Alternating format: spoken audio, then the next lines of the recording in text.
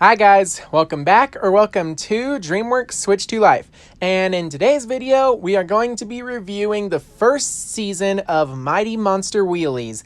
And yes, this show literally released earlier today as of the time I'm recording this. So I just binged the entire thing and I just have one thing to say. For a preschool series, it actually feels like a preschool series. So I gotta admit that I did not enjoy this series. I mean, it was tolerable. I did like watching it, but unfortunately, I just didn't consider it good. Mediocre at best. But I can't really blame the show because this is just a preschool series. It's meant to be targeted toward a young demographic. I am a full-grown adult, definitely not the target audience. So it might be enjoyable for kids. It was enjoyable for me. But unfortunately, again, it's just mediocre.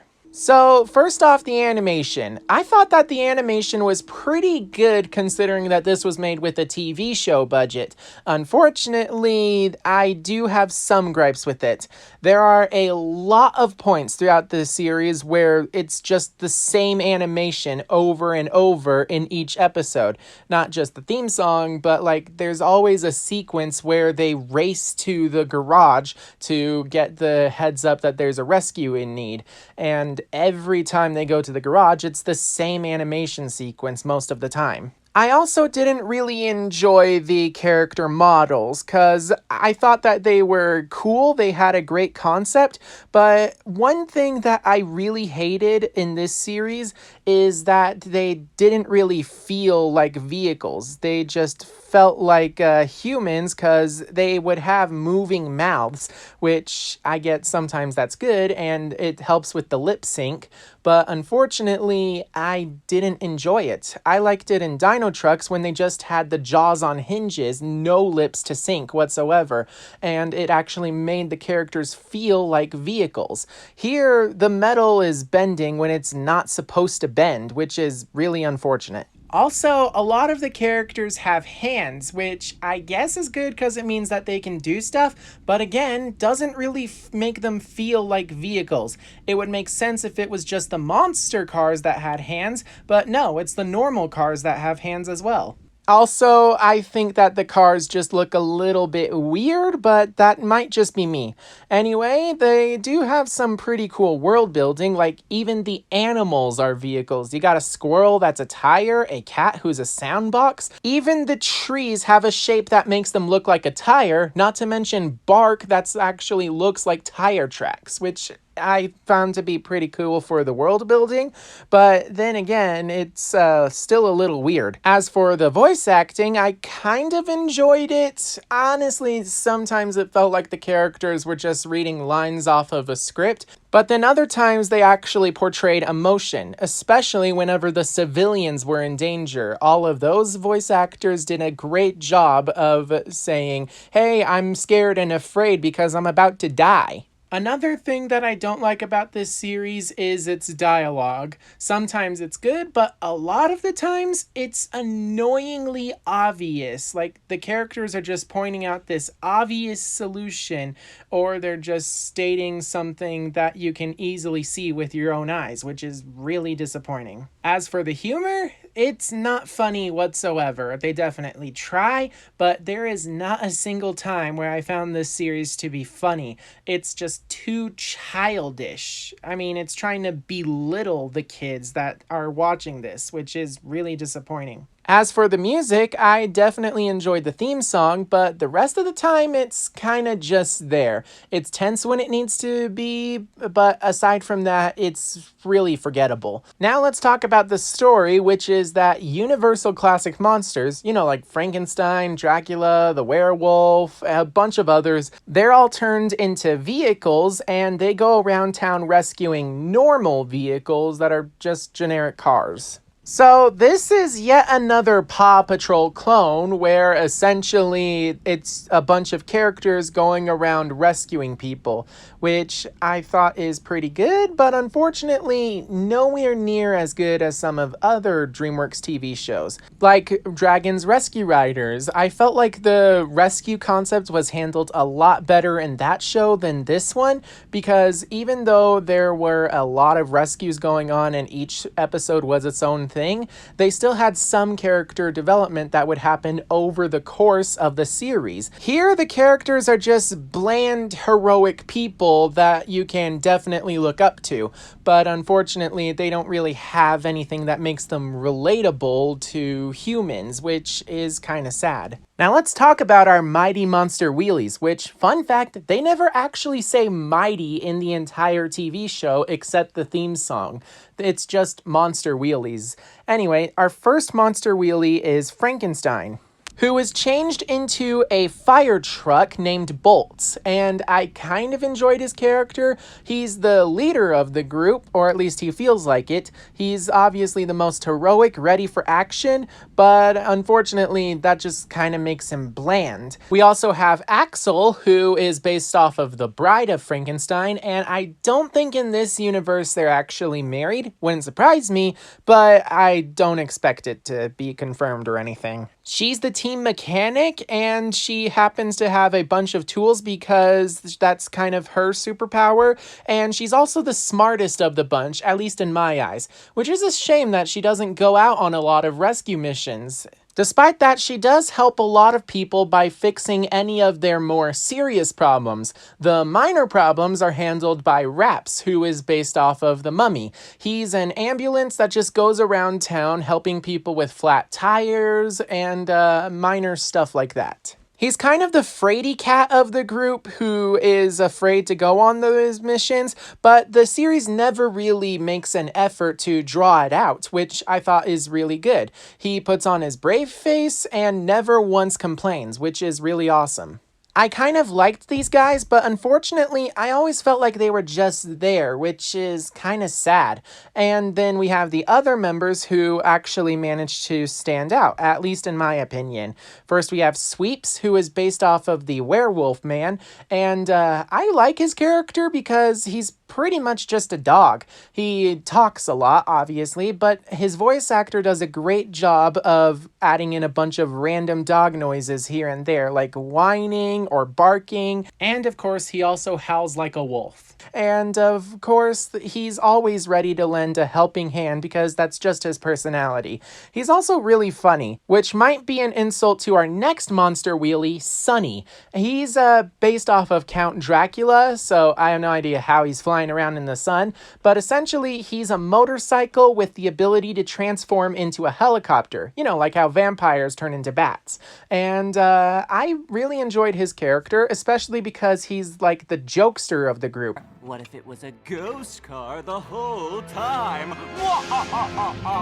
Now, a lot of times jokesters tend to pull pranks, but in this series, Sunny never once pulls a prank, which I thought was really good. Great for role model. You can be funny without being mean too. Sunny is always willing to lend a helping hand, but he's also willing to bring up the mood and make people happy so that they're less tense during the rescue, which is really good. But my favorite has to be Gil E. Creature, who is based off of the Creature of the Black Lagoon, who, fun fact, is actually called the Gilman at one point, and that serves as inspiration for Ruby Gilman's last name. But anyway, back to Gil E. Creature, and she's essentially their water-based vehicle because she can transform into a submarine, but I feel like she's actually really souped up when it comes to superpowers. She's kind of a tow truck, which is really cool, but she also has the ability to go all-terrain on her tires, and they even get so sticky to the point where she can drive up walls vertically. Oh, and she glows in the dark, so yeah, there's a lot of superpowers that she has that makes her stand out from the rest of the team, which is really cool for her character. We also have the mayor of the city, played by Weird Al Yankovic. Yes, that Weird Al. And he's Mayor Van Helsing. which again is a pretty fun pun because he's a Van, so Van Helsing. But at the same time, Van Helsing is a legendary monster hunter, and yet he's working with the MonsterWheelies on super friendly terms. But one thing that I don't like is that he uses a remote to call for their help, and that activates a bell at the top of their tower, letting them know that a rescue is needed. What I don't like, however, is that every time that bell goes off, they rush to the garage so that they can have a video call with him and ask what's the rescue is. And I hate it because sometimes they're literally just a 2-minute drive away from him, and yet every time the bell goes off, they go outside of town only to have to go right back inside to where they already were, which is really stupid. It's literally just there so that they can have a fun sequence for kids, and the thing is, it happens in almost every single episode. Super annoying. There are a couple of random citizens that they rescue here and there, but they also do very rarely fight against a couple of antagonists. We have Phantom Freeze, who is an ice cream truck that's based off of the Phantom of the Opera, and she has an ice cream song that she uses to hypnotize everyone around her.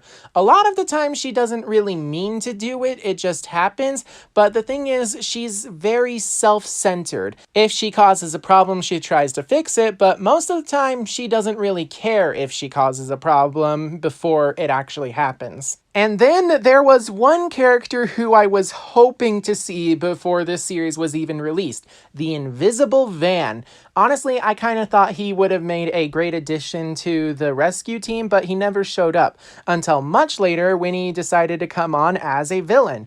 I really enjoyed that, and the thing is, he's not just being a jerk, he's a full-on villain. Granted, he doesn't really try to hurt or kill anyone, but he does use his stealthy invisibleness to commit a lot of crimes and shows no remorse whatsoever, which is actually kind of good for the series. But they very rarely, and I mean rarely, bring in these antagonists. A lot of the times, it's just the MonsterWheelies going on rescue missions, and oftentimes, they're kind of just sending out 1 or 2 members of the team per episode, which I kind of understand because it just means that if they sent everybody out at once, then there would have been a lot of screen time taken up by unnecessary to the plot characters. But for the most part, the MonsterWheelies do get their own dedicated episodes, so we get to learn about each character on an individual basis, which is really cool.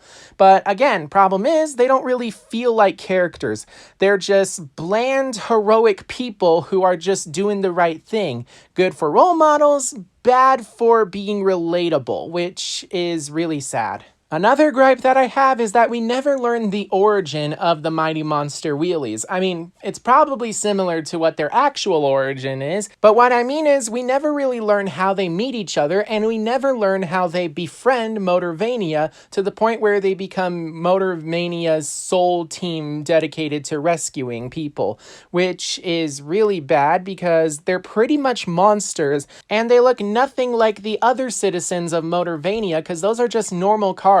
These guys are horrifying monsters, and yet they never really lean into that monster aspect. It's literally just a bunch of cars going on rescue missions, and they just happen to have superpowers related to being monsters. Yet another thing that Rescue Riders did better. So that's just my thoughts on season 1 of the series, and while I am 99% certain that we're gonna get a season 2, because that's just how DreamWorks works. They usually order 2 seasons every time they make a new show. So with that in mind, when season 2 releases, I do not plan to make a review. From what I've seen, this series doesn't really focus on having an overarching story. It's just a series of fun adventures with our characters where nothing changes, including the characters. So I do not plan to make a review for season 2 when it eventually releases sometime in 2025. But with that in mind, I hope that you guys enjoyed this review. And if you watched all the way through, be sure to comment down below what your favorite monster is.